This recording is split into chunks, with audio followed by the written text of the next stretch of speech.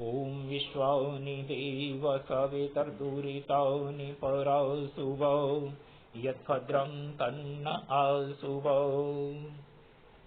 मित्रों, स्नातक द्वितीय वर्ष संस्कृत की कक्षा में छंद पढ़ते हुए आपका स्वागत है।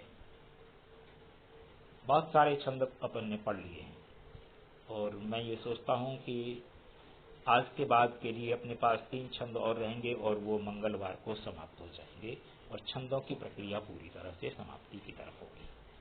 उसके बाद जैसे ही छंद समाप्त होते हैं तो कुछ संधि के प्रश्न मैं आपको दूंगा और कुछ छंदों के प्रश्न दूंगा, जिन प्रश्नों के उत्तर आपको हल करने हैं। तो जिन साथियों के पास सूचनाएं नहीं हैं उनको भी आप ये सूचनाएं दें ताकि सबके पास सारी चीजें उपस्थित रहें। आज अपन 3 छंद पढ़ेंगे। उनमें पहला छंद है मालिनी। इसका लक्षण है ननमयुतेयम मालिनी भोगिलोके। 2 लक्षण दिए हैं, नीचे दूसरा भी है। मालिनी नौ म्यौ य वर वसुरिषया। मैंने पहले निवेदन किया था और एक दिन इसी बात पर एक पाठ था कि जो है छंद शास्त्र की पारिभाषिक शब्दावली जो संख्यावाचक है उसमें भोगी और वसु ये 8 के पर्यायवाची के रूप में थे। मैंने 8 जब बोलना होगा तो भोगी कहा जाएगा अथवा वसु कहा जाएगा और 7 कहना होगा तो लोक अथवा ऋषि कहा जाएगा। तो वो इन दोनों ही लक्षणों में दिए हुए हैं। जिस छंद के प्रत्येक चरण में 2 नगण, मगण और 2 यगण के क्रम से 15 वर्ण होते हैं तथा 8 और 7 पर यति होती है उसे मालिनी छंद कहते हैं। और ये मालिनी छंद का जो लक्षण उदाहरण है ये अभिज्ञान शाकुंतल के पहले अंक का 17वां श्लोक है।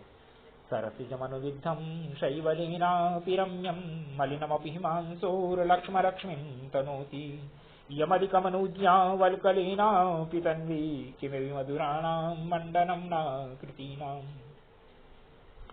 इसके दूसरे भी उदाहरण अभिज्ञान शाकुंतल में है जिनका मैंने यहाँ नंबर लिखा हुआ है। दूसरे अंक का 4था है, तीसरे का 3रा है, 5वें का 7वां है, 8वां है और 19वां है और फिर 7वें अंक का 7वां है। इतने ये हैं। इसको अपन देख लें। ये कह रहा है कि पहले 2 नगण होने चाहिए। इसका मतलब है पहले वाले 2 नगण का मतलब 6 अक्षर 6 वर्ण लघु हों। तो सर सी ज म नु यहाँ तक जो है ना ये 6 के 6 लघु हैं तो 2 नगण बन गए। उसके बाद मगण होना चाहिए तो दा और धा का संयोग होने के कारण से वी दीर्घ है, गुरु है। धा पर अनुस्वार है इसलिए ये गुरु है। शई पर 2 मात्रा आई है इसलिए गुरु है। तो इस क्रम से इसको अपन लगा करके देखेंगे, ये समझ में आएगा। और ये कह रहा है कि पहला विराम 8 पर, तो मनुविद्धम यहाँ पर 8 अक्षर हो रहे हैं, उसके बाद 7 पर जो है ना ये चरण समाप्त हो रहा है। तो ये क्रम और ये गण लगाने का प्रकार अपन को आना चाहिए, ये बहुत आवश्यक है।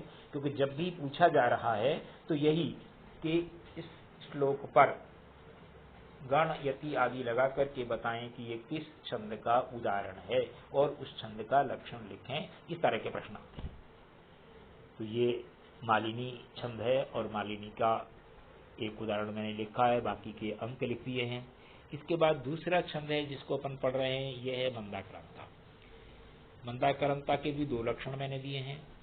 पहला लक्षण है मंदाक्रांताम मुदिरचनगैर्मोहनौ तौ ग युगो। दूसरा है मंदाक्रांताम भौ नतौ गौ ग समुद्र तुषोरा। पारिभाषिक शब्दावली की दृष्टि से देखें, अम्बुदी और समुद्र पर्यायवाची हैं। अम्बुदी का अर्थ है समुद्र और समुद्र का अर्थ है अम्बुदी, तो 4।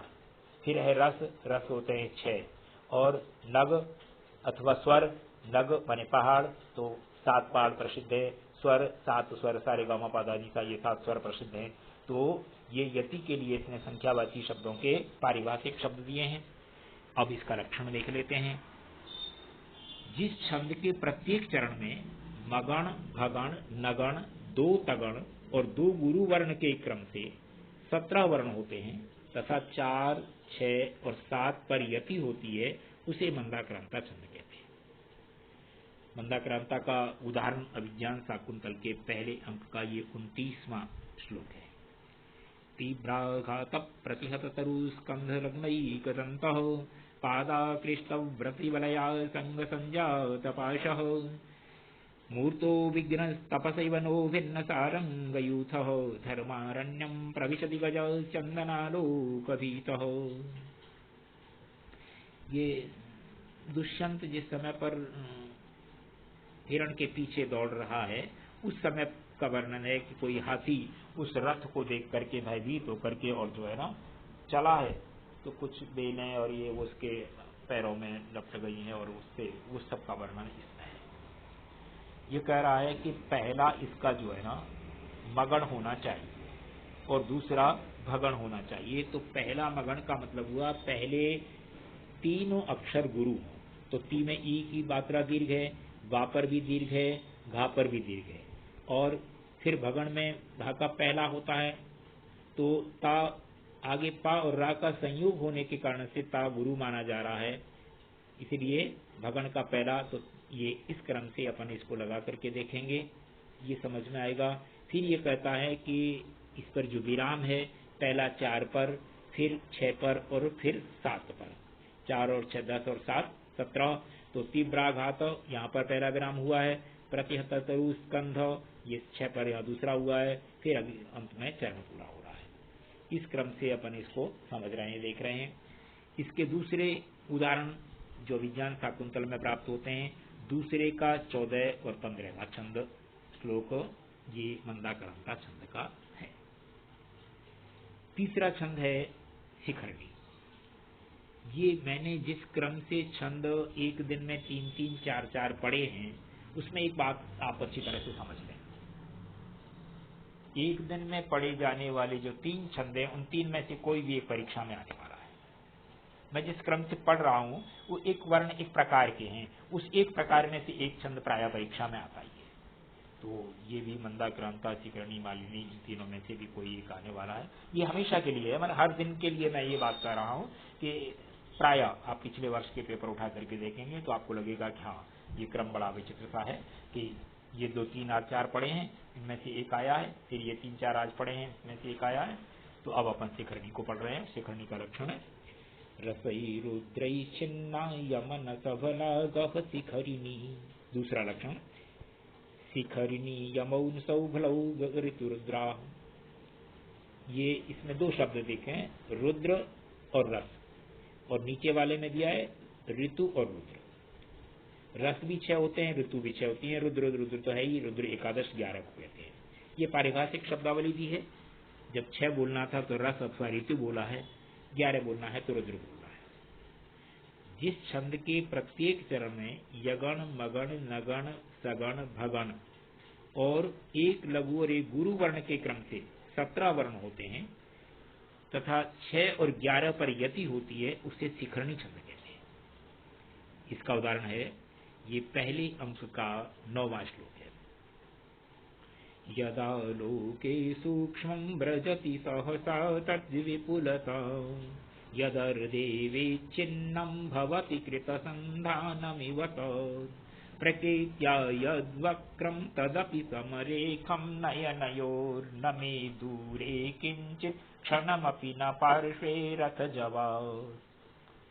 ये जिस समय पर वो जो है हिरण का पीछा कर रहा है दुष्यंत, उस समय पर दुष्यंत कुछ कह रहा है, ऐसा लगता है कि इतना तेज गति से चले जा रहे हैं, जो थोड़ी देर में बहुत दूर दिखाई दे रहा था वो पास में आ गया, जो पास दिखाई दे रहा था वो दूर है, और कुछ चीजें ऐसी हैं जो दूर थी सूक्ष्म दिखाई दे रही थी वो बहुत बड़ी होती चली जा रही है, और जो पास थी वो पीछे होती जा रही है, वो सूक्ष्म होती जा रही है। ये रथ की गति के कारण से ऐसा हो रहा है। ये श्लोक का सामान्य भाव है।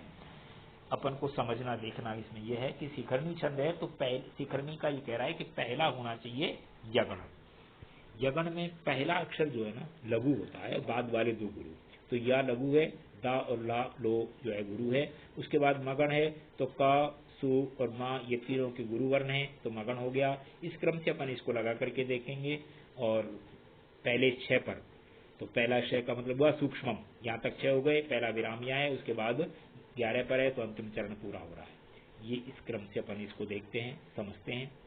ये पहले का 9वां है। इसके अतिरिक्त भी जो उदाहरण हैं वो मैंने यहाँ संख्या दी है। पहले का 20वां भी है, दूसरे का 30वां है, तीसरे का 6वां है, 5वें का 10वां है और 7वें का 33वां श्लोक भी शिखरणी छंद के उदाहरण हैं। तो ये छंद अपन पढ़ रहे हैं और मेरी दृष्टि में कल के पाठ में छंद जो कोर्स में है वो पूरे हो जाएंगे। अभिज्ञान शाकुंतल में जिनका प्रायः प्रयोग हुआ है, अपने कोर्स में निर्धारित पाठ्यक्रम में लिखा है कि अभिज्ञान शाकुंतल के प्रसिद्ध छंद, और प्रसिद्ध छंदों में मैंने पहले जैसा निवेदन किया था, बताया था प्रारंभ में ही पढ़ते समय पर कि मात्रा छंदों में आर्या अपने कोर्स में है, वर्ण छंदों में नौष्टुप्य और शेष सारे के सारे गण छंद हैं। तो ये गण छंदों का क्रम था जो 3-4 और बाकी हैं जो कल पूरे होने वाले हैं। आज के पाठ को अपन यहाँ समाप्त कर रहे हैं इस सूचना के साथ कि अभिज्ञान शाकुंतल पुस्तक आप ले लीजिए। ले ली है बहुत अच्छी बात है, नहीं ली है तो लीजिए, क्योंकि ये छंदों के उदाहरण आपको वहीं से याद करने हैं, अलंकार भी वहीं से याद करने हैं। और जैसे ही छंद समाप्त होंगे अपन फिर आगे पुस्तक पढ़ना प्रारंभ करेंगे, अलंकार उसके साथ साथ चलेंगे। तो मित्रों, आज का पाठ अपन यहाँ समाप्त कर रहे हैं, शेष अपन कल पढ़ेंगे। धन्यवाद।